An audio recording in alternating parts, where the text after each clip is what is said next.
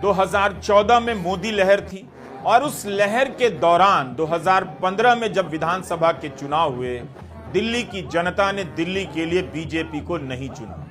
2019 की लोकसभा चुनाव में बीजेपी का प्रदर्शन शानदार रहा, लेकिन 2020 के विधानसभा चुनाव में दिल्ली की जनता ने बीजेपी को नहीं चुना। जिस दौर में मोदी के सामने कोई नहीं टिक पाया, उस दौर में दिल्ली में आम आदमी पार्टी ने बीजेपी को जिस तरह से हराया है, बीजेपी ने सत्ता लेकर भी इस बार आम आदमी पार्टी को उस तरह से नहीं हराया। 2015 में बीजेपी को दिल्ली में 3 और 2020 में 8 सीटें आई थी। 2020 के मुकाबले बीजेपी का वोट प्रतिशत 7% बढ़ा है और आम आदमी पार्टी का करीब 10% घट गया है। सोचने की बात यह है कि 2024 के लोकसभा चुनाव में नरेंद्र मोदी कमजोर तो पड़े, मगर उस स्थिति में केजरीवाल की पार्टी चुनाव हार गई।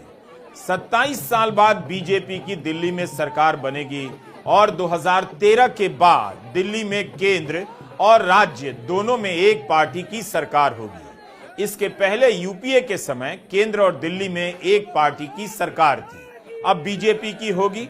बीजेपी को हर तरह की सीटों पर जीत मिली है दिल्ली में। 2013 के चुनाव में बीजेपी को 33% वोट मिला। 2015 में मामूली गिरावट हुई, मगर तब भी तकरीबन 1/3 वोट बीजेपी के पास रहा। 2020 में बीजेपी का वोट प्रतिशत बढ़कर 38% से अधिक हो गया। अरविंद केजरीवाल चुनाव हार गए। नई दिल्ली की जिस सीट से उन्होंने 3 बार की मुख्यमंत्री शीला दीक्षित को हराकर तहलका मचाया था, उसी सीट से चुनाव हारे हैं। प्रवेश वर्मा से हार गए।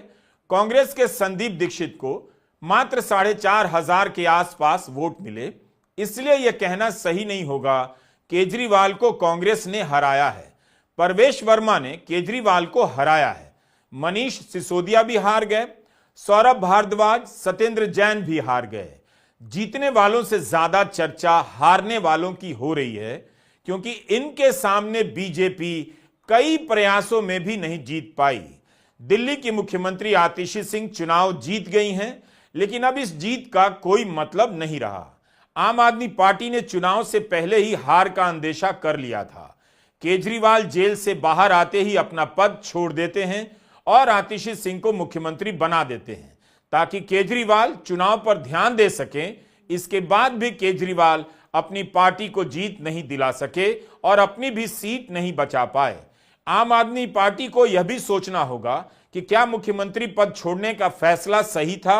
यह भी सोचना होगा कि आतिशी सिंह का दिल्ली की जनता के साथ कोई जुड़ाव क्यों नहीं बना, या उनकी जगह किसी और को मुख्यमंत्री बनाया जाता तब क्या होता। तीसरा सवाल है कि 20 से अधिक विधायकों के टिकट काटे गए या बदले गए, जो बता रहा है कि आम आदमी पार्टी जनता की नाराजगी को भांप गई थी। बीजेपी भी चुनावों के वक्त अपने विधायकों और सांसदों के टिकट खूब काटती है और उसे फायदा हुआ है, लेकिन आम आदमी पार्टी का अपने विधायकों का टिकट काट देना या बदल देना सफल साबित नहीं हुआ। जाहिर है जनता में नाराजगी विधायकों को लेकर उतनी नहीं रही होगी जितनी पार्टी और सरकार के काम को लेकर रही होगी। कांग्रेस नेता जयराम रमेश ने कहा है कि यह नतीजा बीजेपी की जीत कम, केजरीवाल की हार ज्यादा है। लोगों ने उन्हें परेशान होकर हराया है। जनता का जो भी निर्णय है, जनता का जो भी फैसला है, उसे हम पूरी विनम्रता के साथ स्वीकार करते हैं। जनता का निर्णय सर माथे पर। मैं भारतीय जनता पार्टी को इस जीत के लिए बहुत बहुत बधाई देता हूं और मैं उम्मीद करता हूं कि जिस उम्मीद के साथ और जिस आशा के साथ लोगों ने उनको बहुमत दिया है, वो उन सभी उम्मीदों और आशाओं पे पूरा उतरेंगे। हम न केवल एक कंस्ट्रक्टिव ऑपोजिशन का रोल निभाएंगे, बल्कि हम समाज सेवा, जनता के सुख दुख में काम आना, व्यक्तिगत तौर पे जिसको भी जो ज़रूरत होगी, हम लोगों के सुख दुख में हमेशा काम आएंगे। क्योंकि हम राजनीति में कोई सत्ता के लिए नहीं आए, हम राजनीति को एक ज़रिया मानते हैं जिसके ज़रिए जनता की सेवा की जा सके, जिसके ज़रिए लोगों के सुख दुख में काम आया जा सके। वो काम हम करते रहेंगे और हमें आगे भी इसी तरह से जनता के सुख दुख में काम आना है। 8 फरवरी के नतीजे को लेकर केवल हार और जीत की चर्चा हो रही है। स्वाभाविक भी है, हमने इन चुनावों पर कम वीडियो बनाए, लेकिन मतदाता की सूची को लेकर जब भी आरोप लगे हमने वीडियो जरूर बनाया, क्योंकि ये सब सवाल बेहद गंभीर हैं। इस चुनाव में सवाल यह नहीं कि आम आदमी पार्टी क्यों हारी, सवाल यह भी है कि कैसे हराई गई। हराने के लिए साम दाम अर्थ दंड भेद का किस तरह से इस्तेमाल किया गया और चुनाव आयोग की क्या भूमिका रही। आज के दिन गोदी मीडिया के स्टूडियो में इन बातों को सिरे से गायब कर दिया जाता है और केवल आंकड़ों को बता बताकर चुनाव का इस तरह विश्लेषण होता है जैसे चुनाव में वोट डालने के अलावा और कुछ हुआ ही नहीं। आम आदमी पार्टी ने मतदाता सूची को लेकर कई गंभीर सवाल उठाए, जिसके जवाब अभी तक नहीं आए हैं। आज भी क्विंट में हिमांशी दहिया की रिपोर्ट आई है कि 2020 से लेकर 2024 के बीच दिल्ली में मतदाताओं की संख्या में 4 लाख की वृद्धि हुई है, मगर चुनाव से पहले के 7 महीनों में दिल्ली में 4 लाख नए मतदाता जुड़ गए। नई दिल्ली की सीट में एक बदलाव की तरफ हिमांशी की रिपोर्ट इशारा करती है। हिमांशी की रिपोर्ट में कहा गया है कि नई दिल्ली विधानसभा क्षेत्र में 5 वर्षों में कुल 27% वोट घट गए हैं। 2020 और 2025 के बीच 37,000 से अधिक वोटर कहां चले गए, जबकि इस सीट पर केजरीवाल पिछली बार 21,500 वोटों से जीते थे। तो उनकी जीत के मार्जिन से ज्यादा मतदाताओं ने इस बार वोट नहीं किया। मुंडका की सीट का भी इस रिपोर्ट में विश्लेषण है, जो गंभीर सवाल खड़े करता है। राहुल गांधी ने 7 फरवरी की प्रेस कॉन्फ्रेंस में कहा था कि महाराष्ट्र में लोकसभा और विधानसभा के बीच के 5 महीने में 40 लाख नए वोटर जोड़े गए, जबकि इतने वोटर जोड़ने में 5 साल लगे थे। ये सवाल रहेंगे और चुनाव आयोग की तरफ से इनके जवाब आने चाहिए। अब आते हैं विचारधारा के सवाल पर। क्या इन 12 वर्षों में आम आदमी पार्टी ने दिल्ली में जमीन पर बीजेपी से विचारधारा के आधार पर लड़ाई लड़ी? बेशक आम आदमी पार्टी के नेता जेल गए, मुख्यमंत्री जेल गए, उप मुख्यमंत्री जेल गए और भी कई नेताओं को जेल जाना पड़ा। आम आदमी पार्टी के लिए सरकार चलाना कभी आसान नहीं रहा। विधायकों पर जब तब मुकदमा हो जाता था, उनके घरों और ठिकानों पर छापे पड़ जाते थे, वे आपको छोड़कर बीजेपी में चले जाते थे। अभी कहा जा रहा है कि आम आदमी पार्टी टूट जाएगी, यह कोई बड़ी बात नहीं है। जब आप जीत रही थी तब भी वह टूट रही थी और तोड़ी जा रही थी। आम आदमी पार्टी ने भी खुद से प्रशांत भूषण और योगेंद्र यादव को निकाला, लेकिन तब भी योगेंद्र यादव और प्रशांत भूषण ने सिद्धांतों के आधार पर छापों और गिरफ्तारियों का विरोध किया। यह सब हुआ, लेकिन राजनीतिक चर्चाकारों और वोटर के एक बड़े हिस्से के मन में जो संदेह उभरा था वह दूर नहीं हुआ। वो आम आदमी पार्टी को आरएसएस की छाया से निकलने और चलते रहने वाले संगठन के रूप में देखने लगा। शुरुआत में इस बात की परवाह उन लोगों ने भी नहीं की जो देश में नई राजनीति की धारा चाहते थे, लेकिन 2014 के बाद से आरएसएस का सवाल बड़ा होने लगा, खासकर तब जब भारत जोड़ो यात्रा के दौरान और उसके बाद राहुल गांधी आरएसएस को लेकर सीधा हमला करने लगे। उसके पहले तक कांग्रेस के बारे में भी कहा जाता था कि इस पार्टी में भी आरएसएस के समर्थक नेता हैं, कभी भी बीजेपी में चले जाते हैं, लेकिन राहुल आरएसएस को लेकर साफ साफ हमला करने लगे। कांग्रेस के सामने यह तस्वीर तब साफ होती है जब राहुल को यह बात समझ में आती है कि संस्थाओं पर हमला केवल प्रशासनिक नहीं है, वैचारिक है और विचारधारा की लड़ाई का भी यह सवाल है। राहुल गांधी ने आरएसएस को टारगेट करना शुरू किया। कांग्रेस ने कभी इस तरह से खुलकर आरएसएस का नाम नहीं लिया, बल्कि आरएसएस का ज्यादा बड़ा विस्तार कांग्रेस के जमाने में ही हुआ। राहुल गांधी को पता था कि आरएसएस से लड़ने के लिए उनकी पार्टी के पास संगठन नहीं है और नेता भी नहीं है। उल्टा उनकी पार्टी टूट जाएगी या बिखर जाएगी, क्योंकि उनकी पार्टी के कई नेता हिंदुत्व के किसी और रूप की राह पर चलने की इच्छा रखते थे। ऐसी स्थिति में राहुल ने अपनी लाइन खींच दी कि कांग्रेस के सामने केवल बीजेपी नहीं, आरएसएस भी दुश्मन है।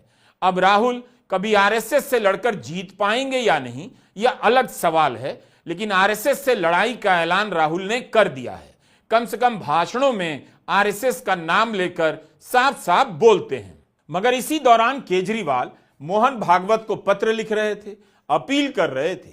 केजरीवाल आरएसएस से लड़ रहे थे या नहीं, लेकिन उनकी पार्टी के उभार के पीछे, खासकर अन्ना आंदोलन में आरएसएस का क्या रोल था, यह सवाल अनुत्तरित है। कई साल तक यह सवाल पीछे चला गया, लेकिन इस बार मुखर हो गया था। फिर से चर्चा होने लगी, लेकिन आम आदमी पार्टी ने इसे तवज्जो नहीं दी। उसके प्रति जो समर्थन था उसमें दरारें इस कारण से भी पड़ी हैं। कोविड के समय तबलीगी जमात को लेकर प्रोपेगेंडा चला, खूब प्रोपेगेंडा हुआ। कोविड के मरीजों में तबलीगी कितने हैं इसकी संख्या अलग से बताई जाने लगी। खुद केजरीवाल अपनी प्रेस कॉन्फ्रेंस में बताने लगे थे। इसे लोगों ने याद रखा और जंगपुरा से सिसोदिया हार गए, क्योंकि उसी क्षेत्र में तबलीगी जमात का सेंटर है, मरकज जिसे कहते हैं।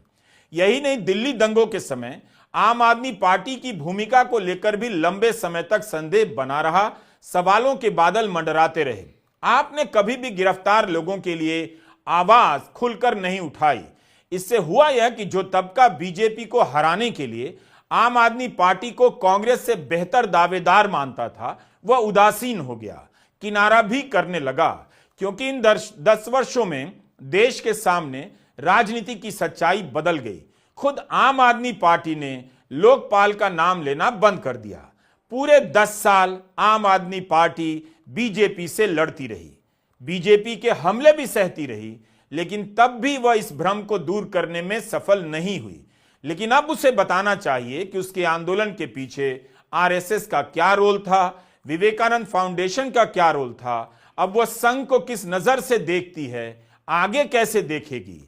क्योंकि ऐसे कई लोगों को लिखते और पूछते हुए मैंने देखा है, जो इन खतरों को भी ठीक से समझते हैं कि किसी मुख्यमंत्री को जेल में डालना, किसी सरकार के तमाम अधिकारों को छीन लेना कितना खतरनाक होता है।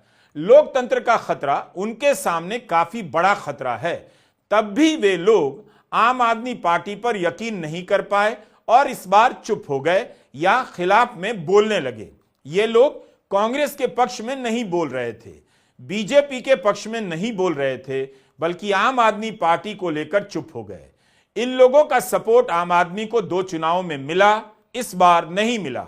बीजेपी ने आम आदमी पार्टी पर निर्ममता से हमला किया और आपने भी खूब मुकाबला किया। पार्टी टूटी मगर बची भी रही। तब सवाल उठता है कि आम आदमी पार्टी विचारधारा की जमीन दिल्ली में क्यों नहीं तैयार कर सकी। क्या यह बड़ी बात नहीं कि इतने हमलों के बाद इस पार्टी को अब तक मिट जाना चाहिए था, लेकिन यह पार्टी टिकी रही। हारने के बाद भी दिल्ली में मुख्य विपक्षी पार्टी बनी है। हमारा सवाल दूसरा है। हमारा सवाल है कि क्या आम आदमी पार्टी ने दिल्ली के वोटर को केवल हिंदू वोटर समझकर गलत किया, केवल बीजेपी का वोटर समझकर गलत किया? ज्यादातर वोटर तो कहीं भी हिंदू ही हैं। मेरा मतलब बीजेपी के हिंदुत्व का वोटर समझने से है। क्या केजरीवाल यह नहीं देख पाए कि दिल्ली में उन्हें वो लोग वोट करते हैं जो बीजेपी को हराना चाहते हैं? केजरीवाल को लगा कि दिल्ली का वोटर राजनीतिक मिजाज में एक ही है। दिन को वह बीजेपी को वोट करता है, दोपहर में आपको। लेकिन बीजेपी ने कभी इस तरह से नहीं देखा और स्वीकार नहीं किया। आपको राजनीति के मैदान में कभी चैन की सांस बीजेपी ने नहीं लेने दी और नतीजा यह हुआ कि लड़ते लड़ते केजरीवाल भी वही करने लगे जो बीजेपी करती थी। उनकी भाषा भी बदल गई और उनके राजनीतिक कार्यक्रम भी। तीर्थ यात्रा कराने लगे, आरती करने लगे, बजरंगबली को आराध्य बनाया। पिछले चुनाव में यहां तक कहा कि सभी विधानसभा क्षेत्रों में महीने के पहले मंगलवार को सुंदरकांड कराएंगे, हनुमान चालीसा कराएंगे। अब यह कितना हुआ मैं नहीं जानता। राम मंदिर उद्घाटन के समय उन्होंने कहा हर विधानसभा में सुंदरकांड का पाठ करवाएंगे और किया भी। आम आदमी पार्टी ने दिल्ली के मतदाताओं को यहीं तक समझा और दिल्ली के मतदाता के सामने वह अपने झंडे में एक अलग रंग के झंडे में लपेटकर उन्हीं मुद्दों को पेश करती हुई नजर आई जिसके सबसे बड़े मार्केटिंग मैनेजर नरेंद्र मोदी हैं। नतीजा यह हुआ कि दिल्ली के वोटर के सामने कभी यह साफ नहीं हुआ कि आम आदमी पार्टी और बीजेपी में क्या अंतर है। कांग्रेस ने भी 2014 के बाद से भारत की राजनीति को इसी तरह से समझा था। राहुल गांधी भी केदारनाथ मंदिर जाते हैं, लोकसभा में भगवान शिव की तस्वीर दिखाकर अभय मुद्रा की बात करते हैं, लेकिन उनका यह रूप पहले के उस रूप से काफी अलग है जब वे 2014 के बाद मंदिरों के दर्शन करने जाने लगे थे और चक्कर लगा रहे थे। बीजेपी हमला करने लगी कि अंतिम समय में धार्मिक हो रहे हैं, हिंदू हो रहे हैं। राहुल ने इस बात को समझ लिया और अपना तरीका बदल लिया। केजरीवाल इस क्षेत्र में आक्रामक रहे, लेकिन धुंध का लाभ अगर मिलता है तो धुंध का नुकसान भी होता है। आम आदमी पार्टी ने कभी इन सवालों पर अपनी सफाई नहीं दी। कई बार राजनीतिक दल भ्रम को बने रहने देना चाहते हैं।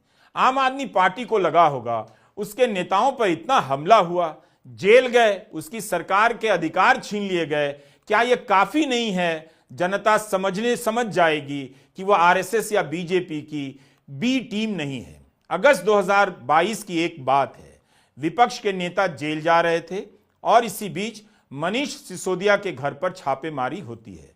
तब राजद नेता मनोज झा ने एक बयान दिया और कहा कि मैं सीबीआई ईडी को लेकर जो बात आपसे हमेशा से कहता रहा हूं कि इन संस्थाओं ने अपना चरित्र खो दिया है, इनकी दिशा तय होती है और ये हम सब जानते हैं कि कहां से होती है, क्यों होती है और उसके निहितार्थ क्या हैं। लेकिन महत्वपूर्ण यह है कि आम आदमी पार्टी को भी यह तय करना होगा कि जब विपक्ष के दूसरे नेताओं पर छापे पड़ते हों तब आप भी बोलना सीखें। आज तो हम बोल रहे हैं आपके लिए, लेकिन जब दूसरों पर होता है तब आप चुप्पी साध लेते हैं। तो इस तरह से एकांगी सोच से किसी को कुछ नहीं हासिल होगा। हम सबको एक संदेश देना है कि पॉलिटिकल बैटल पॉलिटिकली लड़ना चाहिए। मनोज झा की बात को आम आदमी पार्टी ने कैसे समझा वही जानती होगी, लेकिन लंबे समय तक भ्रम की स्थिति के कारण ही मनोज झा ने यह बयान दिया होगा। राहुल गांधी ने अपनी तरफ से इसकी प्रतिबद्धता दिखाई। जिस रामलीला मैदान में अन्ना आंदोलन चला और कांग्रेस की सरकार दिल्ली ही नहीं पूरे देश से उखड़ गई, उसी रामलीला मैदान में केजरीवाल की गिरफ्तारी के बाद इंडिया गठबंधन की रैली होती है लोकसभा चुनाव के समय और राहुल गांधी उसमें जाते हैं। उस मंच पर 2 कुर्सियां खाली छोड़ी गईं, एक केजरीवाल के लिए, एक झारखंड के मुख्यमंत्री हेमंत सोरेन के लिए। उस वक्त दोनों नेता जेल में थे। केजरीवाल की गिरफ्तारी पर राहुल गांधी ने भी हमेशा बोला और मोदी सरकार पर हमला किया। क्या केजरीवाल ऐसा कर रहे थे? इसका जवाब देने का अब समय नहीं, उसके लिए मुझे अलग से रिसर्च करना होगा। किसी भी पार्टी की तरह आम आदमी पार्टी का पूरा अधिकार बनता है कि वह अपना राजनीतिक विस्तार करे, लेकिन इस विस्तार की प्रक्रिया में वह किसे फायदा पहुंचाती है, किसे नुकसान, उसे देखने का काम वोटर का है और राजनीतिक चर्चाकारों का। इंडिया गठबंधन के टूटने की बात कही जा रही है, लेकिन इस गठबंधन के 2 बड़े दल के हित जिस तरह से टकरा रहे थे, क्या संभव था कि दोस्ती रहती? 2013 में जब केजरीवाल ने पहली बार कांग्रेस को हराया, तब भी कांग्रेस ने आम आदमी पार्टी की सरकार को समर्थन दिया था। उसके बाद दिल्ली ही नहीं बल्कि कई राज्यों में दोनों ने एक दूसरे के खिलाफ चुनाव लड़ा और नुकसान पहुंचाया। आम आदमी पार्टी को लेकर कहा जाने लगा कि कांग्रेस को हराने दूसरे राज्यों में जाती है। 2024 के लोकसभा चुनाव में आम आदमी पार्टी और कांग्रेस ने मिलकर चुनाव लड़ा, मगर इस बार आपने अपनी तरफ से 70 उम्मीदवारों का ऐलान कर दिया। जाहिर है गठबंधन की गुंजाइश नहीं बची थी। इंडिया गठबंधन को केवल दलों के गठबंधन के रूप में नहीं देखना चाहिए। इस गठबंधन के मूल में, बुनियाद में एक सवाल है, विचारधारा का सवाल, और वह सवाल आरएसएस और बीजेपी से बिल्कुल अलग है। अगर आप इस गठबंधन को विचारधारा की नजर से नहीं देखते हैं, विचारधारा में स्पष्टता की नजर से नहीं देखते हैं, तब फिर आप इंडिया गठबंधन को पूरी तरह से नहीं देखते हैं।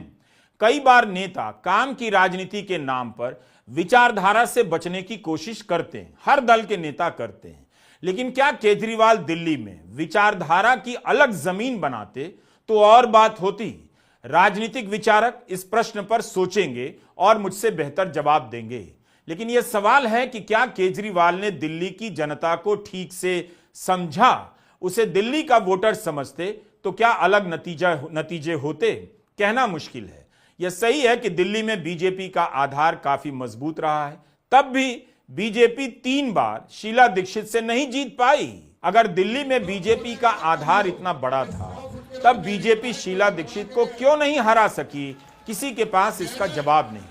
2015 में क्यों नहीं हरा सकी आम आदमी पार्टी को बीजेपी?